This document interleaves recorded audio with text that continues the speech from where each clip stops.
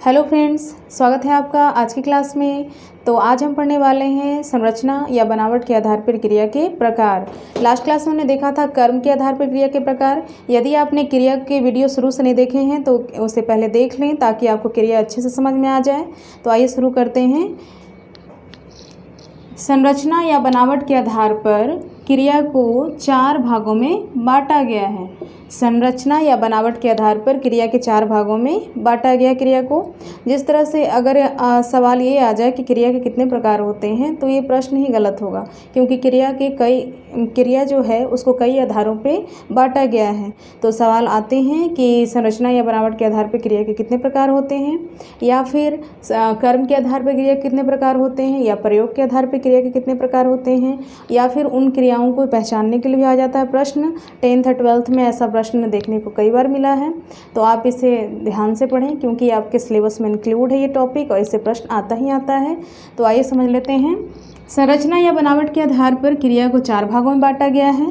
पहला प्रेरणार्थक क्रिया, दूसरा संयुक्त क्रिया, तीसरा नाम धातु क्रिया और चौथा कृदंत क्रिया। तो आप नाम अच्छे से याद कर लें।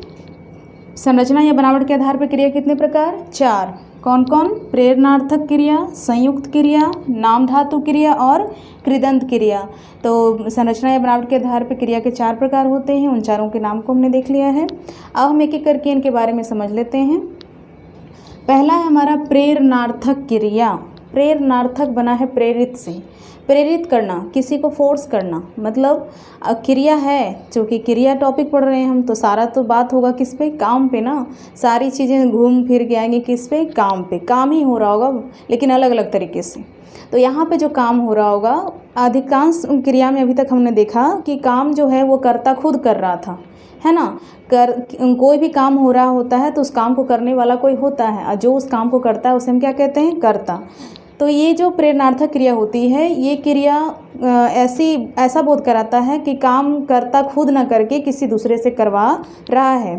तो इसलिए इसका परिभाषा होता है, जिस क्रिया को कर्ता खुद न करके किसी दूसरे से करवाए उसी क्रिया को प्रेरणार्थक क्रिया कहते हैं।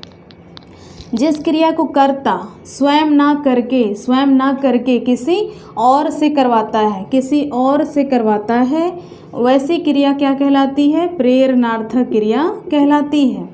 जैसे आप देख सकते हैं, पढ़ना, वह पढ़ रही है। पढ़ना काम हो रहा है, मगर पढ़ कौन रही है? वह। तो यहाँ पे इस वाक्य से क्या बोध हो रहा है? वह पढ़ रही है, मतलब पढ़ने का काम कौन कर रही है? वह। यहाँ पे कर्ता खुद ही पढ़ने का काम कर रहा है, लेकिन मैं बोल रही हूँ वह पढ़वा रही है। पढ़वाना, पढ़ना से क्या बन गया? पढ़वाना। तो पढ़ना मतलब कि क्रिया खुद कर रहा है कर्ता। पढ़वाना मतलब क्रिया खुद ना करके क्या कर रहा है? किसी और से करवा रहा है। तो आप देख सकते हैं पढ़ना से क्या बन गया? पढ़वाना। तो ये जो पढ़वाना है ये क्या बोध करा रहा है? पढ़वाना मतलब किसी और से पढ़वाना, है ना। पढ़वाने का काम किसी और से करवाना। तो इस समय ये प्रेरणार्थक क्रिया हो चुका है। क्यों?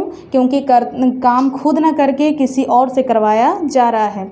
तो जिस क्रिया को हम स्वयं ना करके किसी दूसरे से करवाते हैं उस क्रिया को ही हम कहते हैं प्रेरणार्थक क्रिया। तो आप देख सकते हैं, लड़ना से क्या बनेगा? लड़वाना। लिखना से क्या बनेगा? लिखवाना। गाना से गवाना। हंसना से हंसवाना। रोना से रुलवाना। तो आपने देखा कि अधिकांश जितने भी प्रेरणार्थक क्रिया यहाँ पे उदाहरण में आए हैं उन सब के अंत में वाना या फिर आना प्रत्यय लगा हुआ है। तो इसीलिए पॉइंट नोट डाउन करने का है कि जितने भी प्रेरणार्थक क्रियाएं होती हैं उन सब के अंत में आना या वाना शब्द जुड़ा हुआ रहता है। क्रिया के अंत में यदि आपको वाना या आना दिख जाए तो वो सीधे सीधे क्या होगा? प्रेरणार्थक क्रिया होगा, क्योंकि ये शब्द जब किसी क्रिया में लग जाते हैं तो वो बोध कराते हैं कि क्रिया खुद नहीं हो रही है, किसी और के द्वारा कराई जा रही है। तो इस तरह से हमने बहुत आसानी से समझ लिया है कि जिस क्रिया को कर्ता खुद न करके किसी दूसरे से करवाता है उसी क्रिया को हम क्या कहते हैं? प्रेरणार्थक क्रिया कहते हैं। और अधिकांश प्रेरणार्थक क्रिया के अंत में वाना या आना शब्द जुड़ा हुआ रहता है। तो ये तो बात हो गई प्रेरणार्थक क्रिया की। आगे हम देख लेते हैं हमारा जो बनावट या संरचना के आधार पर क्रिया के 4 प्रकार होते हैं। तो पहला था प्रेरणार्थक क्रिया, दूसरा है संयुक्त क्रिया। संयुक्त, 2 चीज़ें जब आपस में मिल जाती है तो हम क्या कहते हैं? वो संयुक्त हो रही है, मिल रही है। 2 चीज़ों का आपस में मिलना संयुक्त होता है। तो यहाँ पे क्या पढ़ रहे हैं हम? क्रिया। यहाँ पे कोई वस्तु, कोई व्यक्ति नहीं मिलेगा, यहाँ पे 2 काम हो रहे होंगे। 2 काम एक साथ हो रहे होंगे तो वहाँ पे होगा वो संयुक्त क्रिया। जब अब ये क्या होता है, आपने धातु पढ़ा है ना, आपको पढ़ाया गया है क्रिया के शुरुआत दिन ही, फर्स्ट वाले वीडियो में ही आपको बताया गया था क्रिया और धातु क्या है। यदि आपने नहीं देखा है वीडियो को तो प्लीज़ उसे देखें ताकि आपको अच्छे से समझ में आ जाए। जैसा कि आपको मैंने बताया था कि क्रिया से अगर ना को हटा देते हैं जो मूल शब्द बच जाता है वो धातु कहलाता है। तो यहाँ पे वही होगा, क्रिया तो आएगा ही आएगा वाक्य में, लेकिन उस क्रिया से पहले आएगा धातु, उस क्रिया से पहले आएगा धातु। जैसे सकर्मक क्रिया पढ़े थे ना, तो क्या हो रहा था उसमें, जिस क्रिया के साथ कर्म आता था। अब यहाँ पे संयुक्त क्रिया में क्या होगा कि जिस क्रिया के पहले धातु आए, जिस क्रिया के पहले धातु आए तो उस पूरी क्रिया को हम कहते हैं संयुक्त क्रिया। तो इसका परिभाषा बहुत ही आसान है, जिस क्रिया के साथ धातु आता है, धातु, धातु क्या है, तो क्रिया से ना को हटा देना क्या होता है, जैसे पढ़ना मैंने लिख दिया, पढ़ना से हम ना को हटा दिए तो क्या बच जाएगा, पढ़। तो ये जो पढ़ है वो क्या हो गया, धातु। आपको बताया गया है किसी भी क्रिया से अगर आप ना को हटा देते हैं तो जो शब्द बच जाता है उसी को हम क्या कहते हैं, धातु। तो जिस क्रिया के साथ धातु आए उस क्रिया को ही हम कहते हैं संयुक्त क्रिया। जैसा कि आप देख सकते हैं चल देना, यहाँ देना काम है लेकिन इसके पहले क्या है, चल धातु है ना, चलना काम है लेकिन चल क्या है, धातु है ना, क्योंकि चलना से हमने क्या किया है, ना को हटा दिया तो बच गया चल, तो वो क्या हो जाएगा, धातु। तो आप देख सकते हैं चल देना से पहले आ गया चल, तो ये धातु है और ये क्या है, क्रिया। तो इस पूरी क्रिया को हम कहते हैं संयुक्त क्रिया।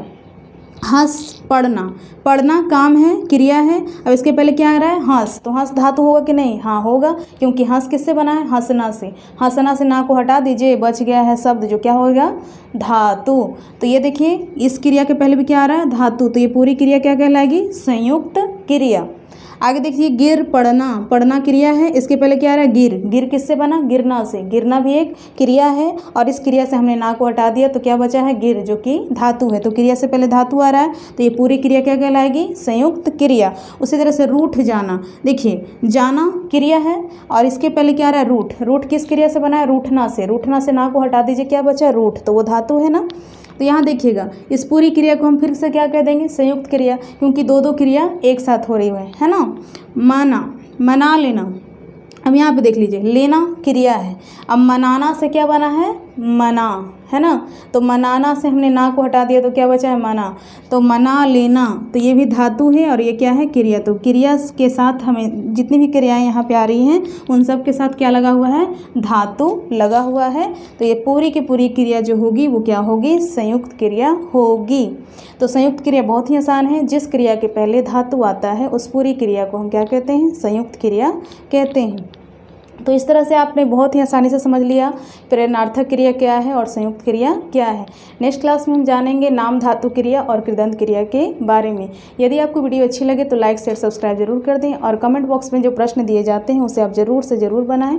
धन्यवाद।